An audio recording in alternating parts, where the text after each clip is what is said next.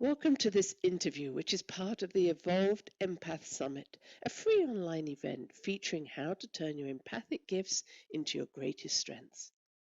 For more information, please visit evolvedempathsummit.com. This recording is a copyright of the Shift Network, all rights reserved. I hope you enjoy it.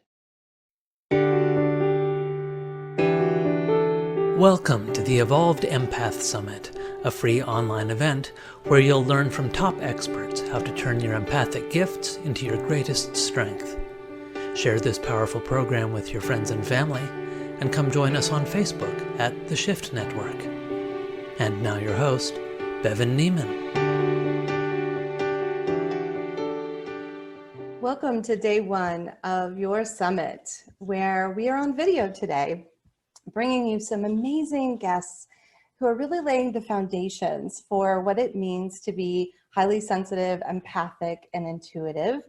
Most of our sessions will be audio, but we really wanted you to be able to connect in. And it really doesn't matter whether you're just brand new to your sensitivity or you've known about this for a long time. I know that you're going to find some great nuggets of wisdom, and especially with our guest today, Dr. Christine Page. She has been called a mystical physician, combining her skills as a medical doctor with over 40 years of natural intuitive talents. She's passionate about helping those she meets to experience the full expression of their soul's essence, the true meaning of healing. So Christine, we are so happy to have you back on the summit this year, and welcome. Oh, thank you so much. It's such a delight to be with you, particularly Bevan, and to be with our audience, and hopefully we reach so many people who, as you say, are maybe just waking up to their sensitivity, or sometimes woken up and then it all went quiet again. But my particular topic, as you say, is about healthy intuitivism and very much healing through your intuition. So both ways, making sure that your intuition is clear and profound for you, and also that it brings you to where you need to be in your own world. Mm-hmm. And I love what you're saying, because I've noticed in my own journey and then talking with many others is that we do often are tapped into that sensitive part of ourselves, that intuitive part, and then we kind of like shut it down for a period of time and then reopen it and go, okay, what do I do with this now? So Yes. Can you tell us a little bit more about what you mean when you talk about healing as leading to wholeness? What is wholeness for you? Well, as you say, I have been a doctor now for over 40 years. I really believe that medicine has, unfortunately, not always looked to how do we create wholeness. It's often looked to how do we suppress symptoms, and sometimes hold people in a place where really that is not the most helpful, or it can even be a destructive place. In other words, when people get sick, in my mind, and this has come from thousands and thousands of patients I've seen, this is just not a thought, I see it as an opportunity for change. It's like the wake-up call from the soul. And I would say 99% of illness is a wake-up call from the soul. And the soul loves you. And what do we call the soul? The inner being, the inner light, the inner knowing. And I always see it as if the soul has said, okay, you can carry on that behavior for a while, but today, enough. And I am going to get you to change direction. And of course, we fight that. And unfortunately, really across the board in medicine, and sometimes even in complementary medicine, we're not looking at, wow, what a great opportunity for change. Often we're saying, how do I fix the problem to put you back on the lousy path that's killing you? And as a young doctor, we used to keep people in hospital for up to 2 weeks, heart attack or gallbladder, when we took the gallbladder out, or hysterectomy. And that gave them 2 weeks to kind of go, I wonder what's going on in my life. Now we throw people back out into the world that's really not good for them within a day. You know, they come home with their drains in, and they come in with their tablets. They're not being given a chance to reflect, to be able to say, I wonder what's going on in my life. And one of my first questions I always ask anybody who comes to see me for a soul reading or an intuitive reading, especially if they're coming to me because they're sick, I ask them, what was going on in your life when you got sick?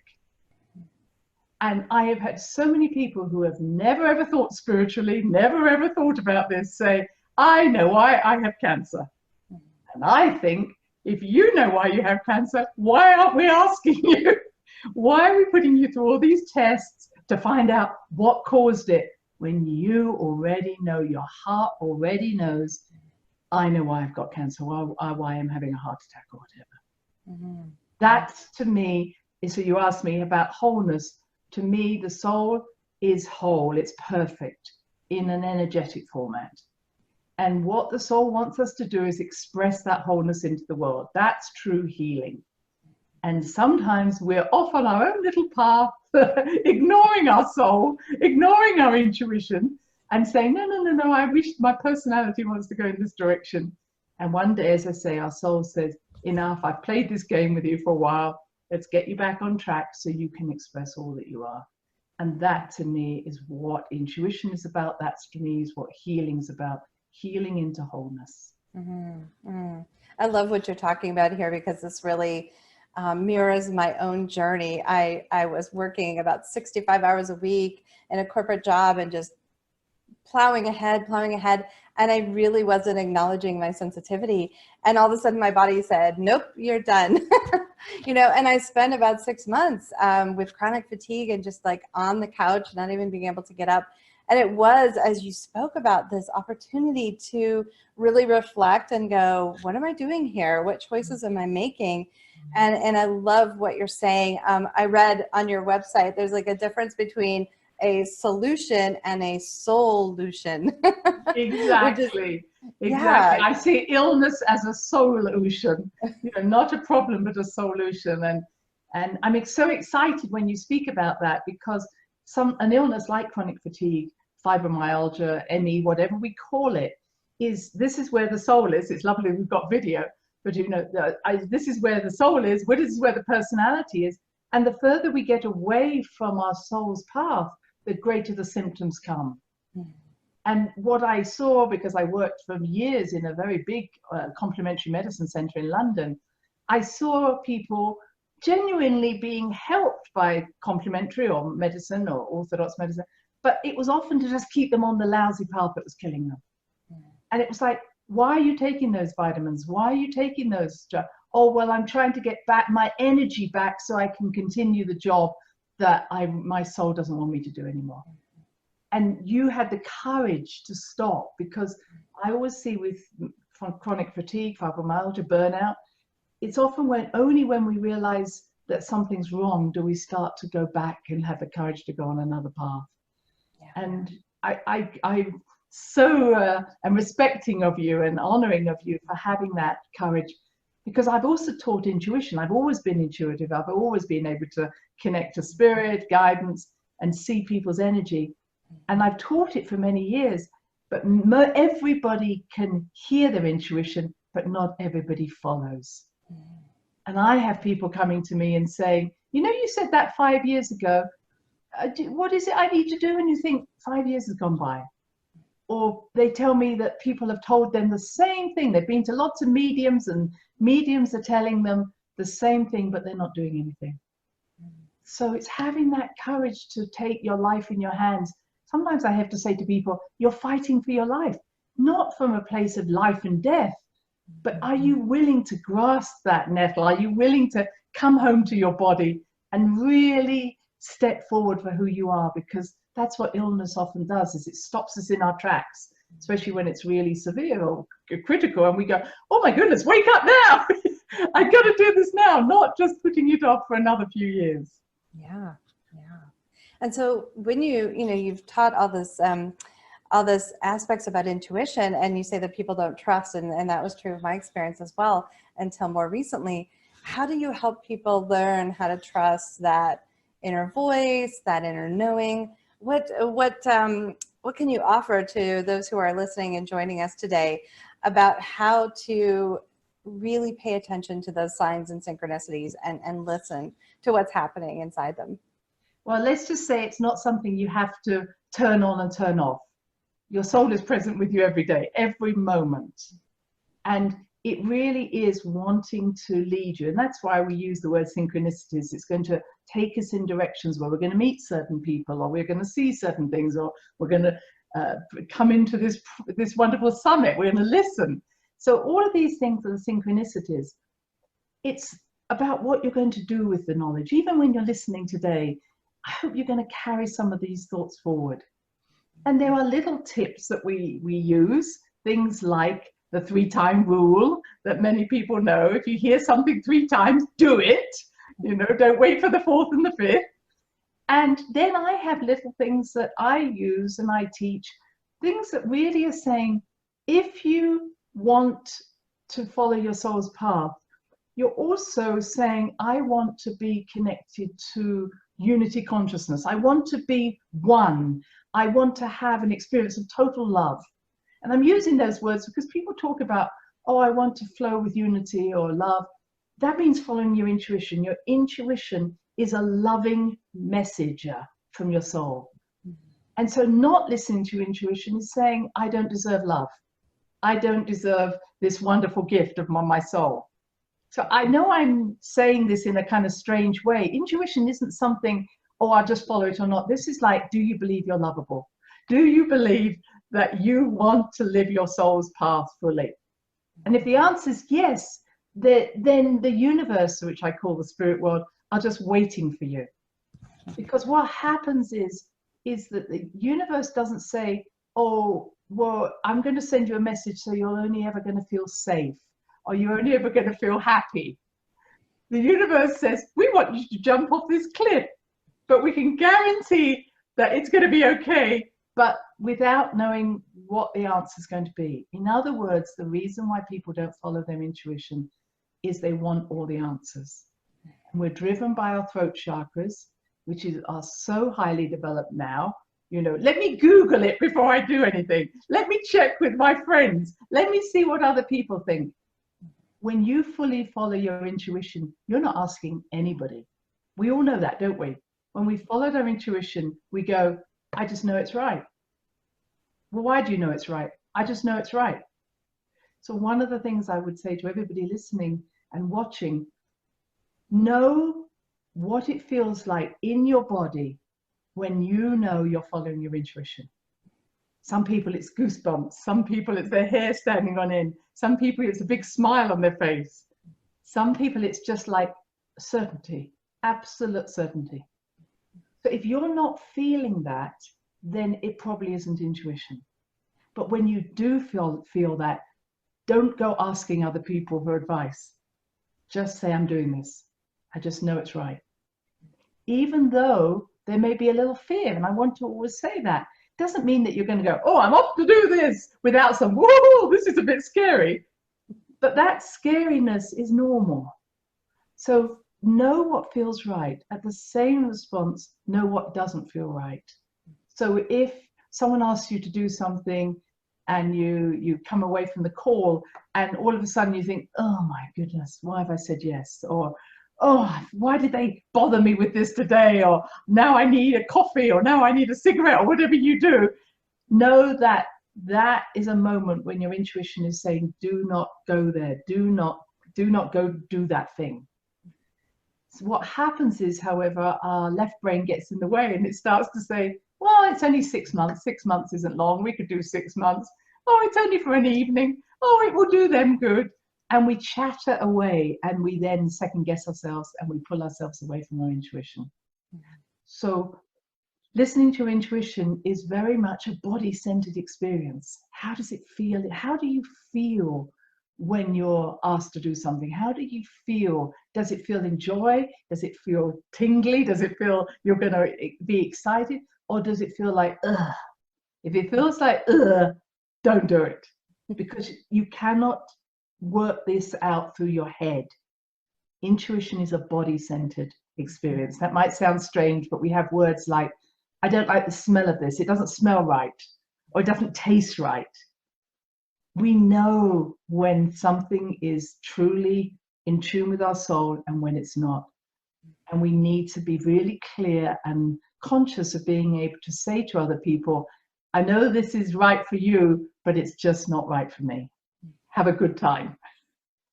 and follow that intuition. Yeah, absolutely. Because I think, sensitive people have really deep depth of processing. So that thinker inside of us can either be our biggest ally or kind of lead us into that other direction that you're talking about. And I remember the moment when I had drafted an email to Stephen Dinan, who's the CEO of the Shift Network, and I said, I think it's time for an empath summit. And inside of myself, like, it felt really good and it felt really right. And I was also really nervous because this was calling me into something deeper for my soul. But what's been amazing is that, it's led to so many people learning that our way of being is normal, right? And so being too intuitive and receiving these messages is our normal. And I just love everything you're talking about. Like, sometimes it asks us to step off the ledge a little bit. And that's okay. It's okay, because we can do things and then it'll lead to something else and something else. And yeah, it's just beautiful what you're talking about here, Christine. Well, some of my greatest changes have been when I haven't been planning anything. So I use the example of, 20 years ago it is actually, when my mother died and I was living in London and I had no thought of coming to the States. I had a clinic, I had everything there. But in the middle of my grief, again, grief can be a time where you let go of everything you thought you knew you were here to do. Someone said to me, so what are you going to do now? Are you going to open a clinic in London? And I said, no, I'm going to the States. And it was like, oh, I'm going to the States. And I had no job. I didn't know where I was going to live. I knew nobody here, but I just knew I had to go. And within a few months I'm there. I always joke that my friends kind of helped me pack and moved me out. So maybe I should have thought about that. But my friends know that when I get an idea in my head, no good trying to dissuade me, I know. And my husband feels the same. If I say, I'm not going to do this anymore, he goes, okay. He doesn't argue with me. If I say, we're going to go and do something, he's with me. And I think it's that role, especially for women, because women have always been the leaders, the insightful leaders, that when they have that knowing, then it really flows. They're in tune. You're in tune with that collective consciousness, that unity consciousness. And it just feels so right, doesn't it? I'm so glad that you followed that, and then here you are, spreading this wisdom and helping other people to understand how to use their intuition. And there's something I'm really curious about, because we hear the word psychic and then we hear the word intuition. And do you feel like there's a difference between those two things? What is that for you? What have you noticed? That's what I believe, and I know it's just words, but to be psychic is to especially use your solar plexus to pick up information. And I was brought up in a psychic world, and my mother was very intuitive, as were my grandmother and great-grandmother.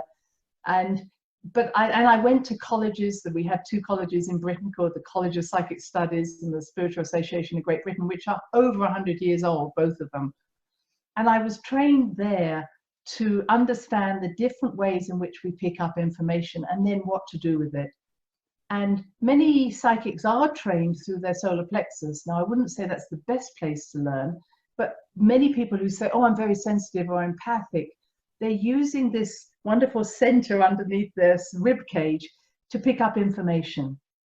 And that information will be picked up through sensations, visions, hearing, words, pictures, clairvoyance, clairsentience, clairaudience, all of these ways. Sometimes even someone will say, I don't like the smell, there's a smell around this. The problem with picking up information through your solar plexus is the solar plexus is also the place of our self-confidence, our self-esteem. And if we in any way don't feel good about ourselves, then our filter, we have filters on what we're picking up from other people. So it's like having a scratch on your glasses. And so what I had met in all the years of being around mediums and psychics is that sometimes they give the same advice to people because they're seeing it all through their own lenses. And they would tell me, they don't need to do their inner work because they're just a channel for God or they're a channel of light. Well, I'm sorry, but if you put clean water through a rusty pipe, it comes out rusty. So every one of us needs to know our own journey, our own inner vision.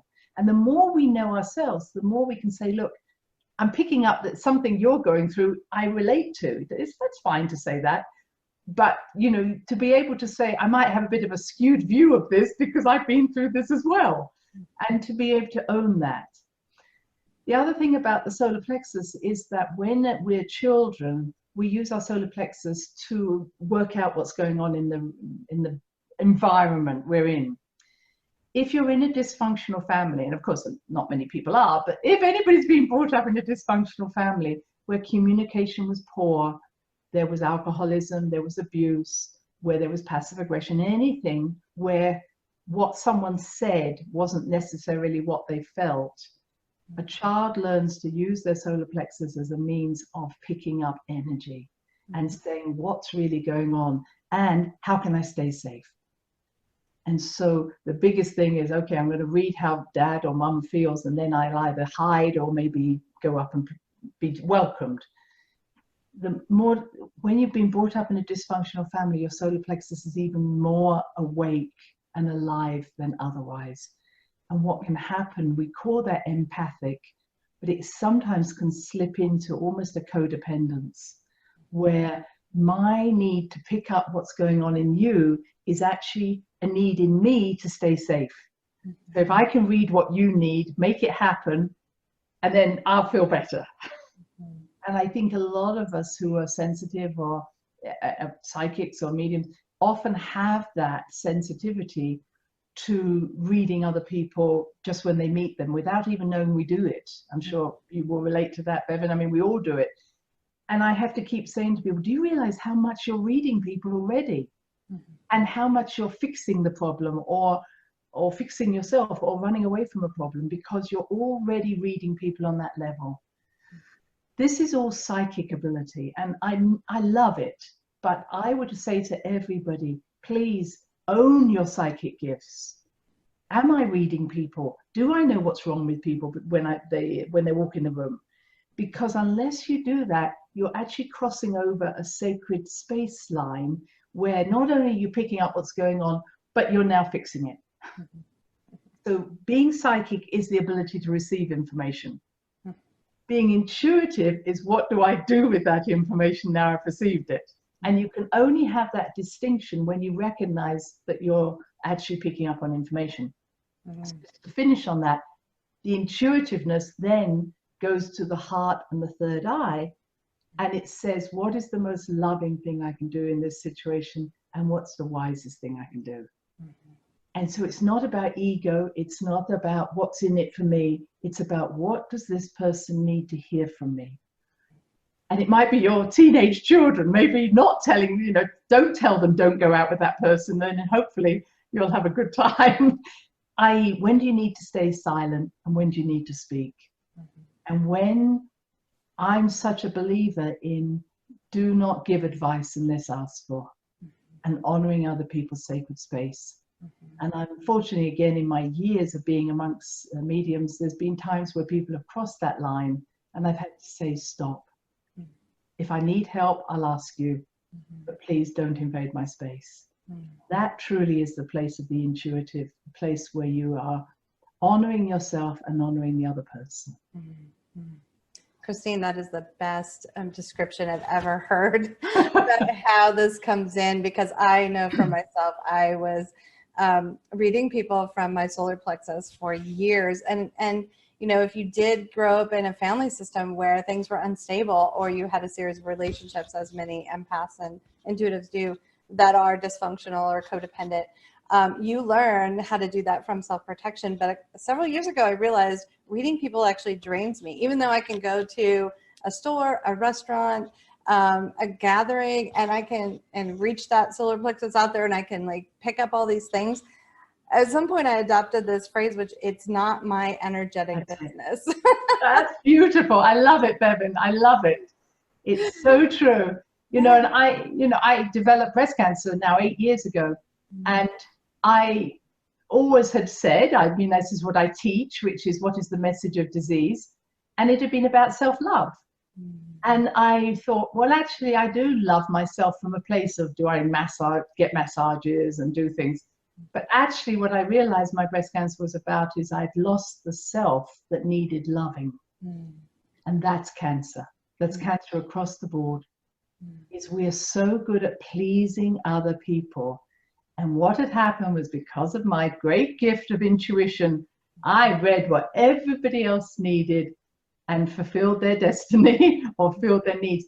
And what had happened is that my needs had become irrelevant. So I didn't even think it was right to put my needs out into the world. In fact, that was selfish. That's a little bit of Christian upbringing as well. You know, to give is so much better than to receive, and be selfless. And that hadn't actually served me. So I know this might sound strange to some people, but maybe not to the pleasers that are listening. I said, what's in it for me? Because I had never, ever considered anything was in it for me. That when I went to medical school, I call it martyr school, because everything was about the patient, never about whether I needed to eat or sleep or even go to the toilet. It was always fulfill your destiny by giving to other people. And that was not okay. So I learned that my ability to read everybody was actually a disadvantage, as you say. Not only did it drain my energy, but it actually took me away from me, from the self. So I meet people and they say, "Oh, are you reading me?" I go, "Nope, I have no interest in reading you." You know, unless you're going to ask me, I'm not going to read. And I would like to, and everybody who's listening, to learn how to, you know, people say, "How do I close it down?"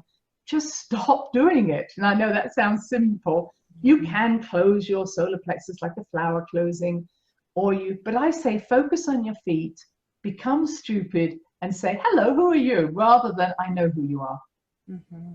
Make every meeting exciting like an innocent child, rather than someone who's already protecting themselves and observing everybody. Because I know we'll have a lot of observers listening, people who sit up a tree and watch everybody. You know, that's another thing about not being present. Yeah, absolutely. And if we tie this all back into all of your experience as a healer, and at the beginning you spoke about how so many forms of healing just kind of suppress symptoms rather than get to that root. And that when we suppress all of that, our body will, in one way or another, tell us, okay, you need to pay attention. You're giving too much. You're being drained. You're using your gifts in a way that's not supportive and nurturing. You need to focus on yourself.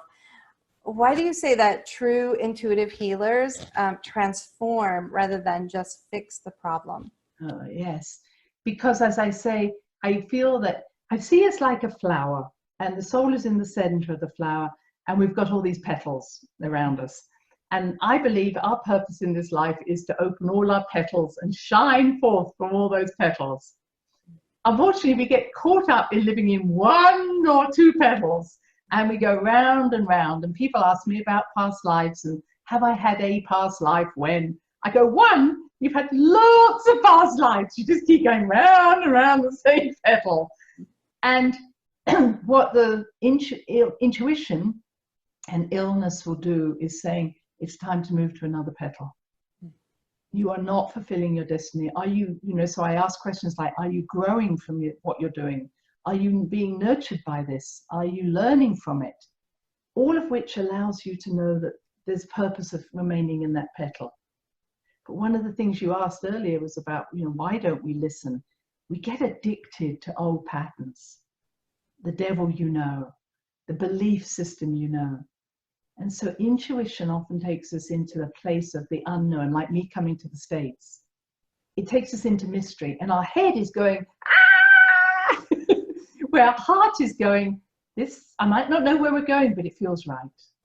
And that's where I separate those two. And so just to say, I use a mantra, a couple of mantras that might be useful. One is, before you go to sleep at night, say, close all the doors that are not in harmony with my soul. And open those or leave open those that are. Now, again, I say, don't blame me when you don't have a job in the morning or whatever it is. But sometimes we don't know what the next step is, so we don't do anything. So this is a time to call in your guidance. This is a time to call in the support and say, okay, I don't know what my next step is, but I certainly want help. So close all the doors not in harmony with my soul. And once you've given instruction like that, then the universe, the spirit world has to help you. And if nothing shuts, well, keep going. And the other one I use is, it's not always easy to know, when people say, should I do this? It's not always a good thing to say, should I? it's better to say, if I'm not meant to do this. So I might say, if I'm not meant to go here, make it really clear now. And in that moment, you know, I'll lose my passport or a ticket, or I can't get the door open, or the car won't start. So know that the spirit world really want you to succeed this life. They want you to be whole, and they will do anything they can, but they can't interfere with your karma. So all they can do is throw things in your path. You can ignore them. And that's what I see people do when the door doesn't open, the front door doesn't open, they'll go out the back door, or the car doesn't start, they'll get someone to take them. You know, it's like when something happens like that, and you've put out the message, make it really clear. Don't climb over the thing that you really need to be listening to. And that's what I see happens. Yeah, because in our society, which more so values the intellectual, we're taught, you know, if you don't, at first you don't succeed, try again. But that's actually the opposite of what you're saying, how intuition works, right? It's like if this closes and maybe you try one more time and it closes again, you're like, okay, this isn't the right place. And it's sort of like releasing this attachment and releasing needing to know the outcome. And then things, at least in my own life, have showed up to be so much more amazing than I could have even imagined myself. Exactly, that is so true. And it really is knowing we're loved. That's why I brought love in. You know, when we get a message and then we doubt it and we do something, we keep going, it's really because we don't love ourselves. You know, why wouldn't we know that we're so loved and supported? And it's another question I get often asked, have I got guides? Oh my God, everybody's got hundreds of guides. You've got a whole cheerleader group trying to get you there. And it doesn't matter. You don't need to know who they are. You don't need to name them. You just need to know you are so loved that when something happens or something doesn't happen, it's not because you've done something wrong. And that's why I've seen illness seen as a mess, you know, weakness. And when I developed cancer, and I've seen it in other times, people shame you. You know, it was so interesting. People started saying to me things like, oh, it's because you're eating the wrong food. Oh, it's because you're not exercising. Oh, it's because, and I thought, you don't even know me and you're giving me advice. Why don't you ask me, what do you exercise, or how do you eat? Don't just give me, oh, you should eat healthier. That's so shaming. And it was only when someone said to me, it's because your guides have gone away from you and deserted you. And all my guides are just laughing like, what? I thought, this is so much rubbish, you know, and I stopped listening to other people. But there's so much shaming that happens around illness that you know, I just think, what are we doing? I know better than you do. I'm healthier than you. Yeah, oh, who cares? You know, we're all on our own path. It's not a competition. And I don't see people who get sick as being weaker or more vulnerable. I don't see people who go through several marriages being worse off than the people who were in the same marriage for 40 years. It's not about competition. And if we can, as healers, really meet people where they're at and saying, how can I help? How can I really support your journey? And not be looking always to fix the problem. Sometimes I say you have to fall in a hole to become whole. I love that. I love Sometimes I give people a good kick, you know, off you go into that hole. Yeah, it's a whole different perspective. And then you're like, okay, so how do I climb out? How do I, you know, do I have a rope? Is there a ladder? I mean, where do I go from here? You know, and when we look down and then, you know, when you're in the bottom of the hole, you're like literally looking up at the universe and going, okay, I surrender. Exactly. I ask for help. I ask for guidance. And then it comes, you know, and we learn how to trust. Yes. And it isn't about fixing it. You know, I remember a woman who had glaucoma, and sometimes people just come to me for one time because I'm traveling, and she had lost quite a lot of her sight and was quite angry about doing that, understandably. This was many, many years ago. And she told me that before she couldn't see, she was the one that had to drive because nobody drove like she did. She was the one that had to be the chairperson because nobody did it as like she did. She was the one who would put a finger along and make sure the cleaner had cleaned things. And she was the one that when someone walked towards her, she didn't want to meet, she'd cross the road. She said, now I can't drive. Not only can't I see the dust, but I can't even see the chair. So I have to just not worry about cleanliness. I can't be chairperson because I can't see people put their hand up. and I bump into people walking on the street because I don't see them coming. She said, I have learned so much about tolerance and compassion and through losing control and through losing my sight. Did she ever get a sight back? No, I'm not interested in that. I see that people change because of their illness. Sometimes the illness will subside and sometimes it won't, but you will change, and that's the transformation I'm talking about. You have such incredible insight from all of your experience, and I would just love for you to share with our audience, you know, if they wanted to connect with you after the summit, what would be a good place for them to find you and learn more and tap into some of the resources you have? Thank you so much. My website is nice and easy. It's christinepage.com. Like Christine with a CH, my PAGE. And I've got a whole website there of all the different things I do. We have offerings in the library. So if you want to listen to other talks I've done in the past, it's there. They're available. They're free. I have a podcast that's on iTunes and YouTube and Spotify called Heart Speak. I have a Facebook, which is Dr. Christine Page, and I'm even on Instagram, but I'd love to meet up. If you want to ask me questions, welcome to come through at info@christinepage.com. And I do, if I feel the question needs a little longer, offer soul readings, what I call soul readings, where I look at your energetic form, which I can see just as easily over the phone as I can seeing if you were sitting in front of me, and also your astrology. So kind of tying up the two, especially at this time of year, where we're moving into a new energy field.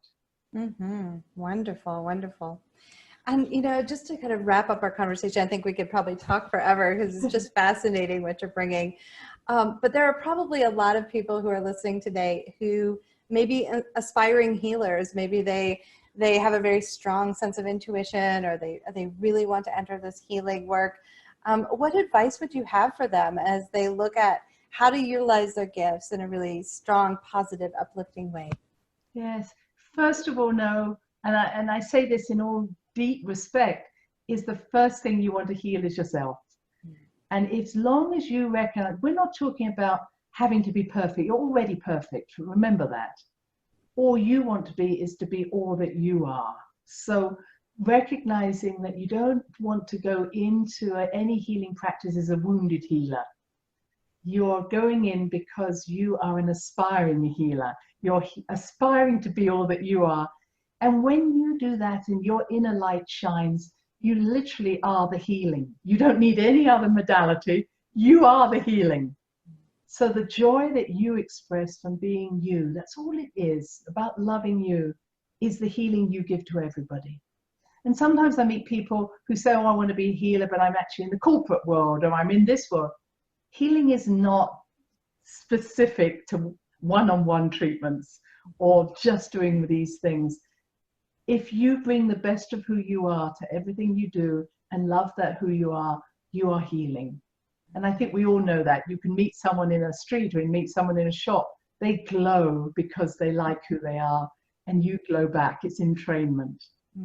So first of all, recognize you are the healing. Don't get lost in, should I do this technique or that technique or how I do it? Because that's the brain. Be the training. If you need to have a training, I don't have any problem with that. I'm a homeopath. I did other trainings as well.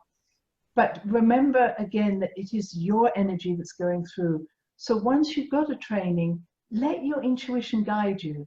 If you don't get too caught up if I've got to do it the right way. Recognizing your hands are wonderful sources of knowing how to follow what you're doing.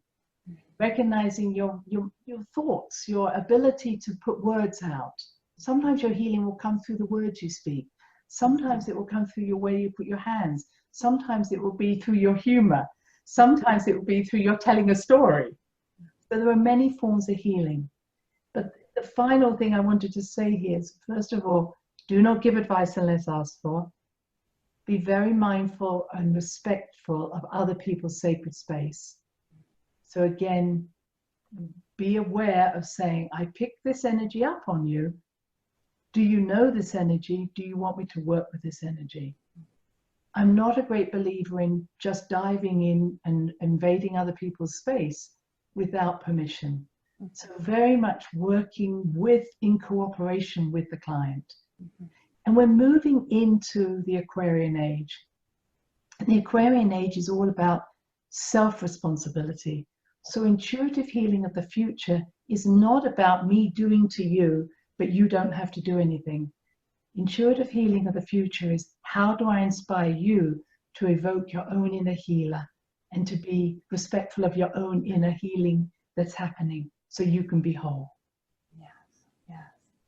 Oh, that's such an important piece about permission, because I know that I've received things from other people and it just kind of blurted out of my mouth, and then they just weren't ready to heal it. They didn't know how to take, or they even got angry about that. And so I'm very, very with you on this permission-based piece, and just making sure you're entering into that reciprocal exchange and knowing that that person, is ready and they want that. So thank you so much, Christine, for sharing everything that you've shared today. I'm so just so like overwhelmed and so grateful, I guess is the word that I'm searching for, that you took this really difficult illness like breast cancer, and you basically saw it as this message and this ability for you to strengthen who you are, to come out and spread your message, and to, honor who you are, to really shine your own healing light through the world. And so I'm so grateful that you came here today to be with us, to share with everyone who's joining us how to really tap into their intuitive knowing, how to deepen that, how to trust themselves, how to shine their light. I just thank you so much. Oh, bless you, Bevan, and just you're a wonderful interviewer, and I just love working with you. I feel we're in correspondence here across the airwaves. So thank you, and thank everybody who is listening. And I do hope that you start with just loving yourself and knowing how much you are loved. And intuition is that connection between you and the deepest part of who you are and the universe and the unity beyond that.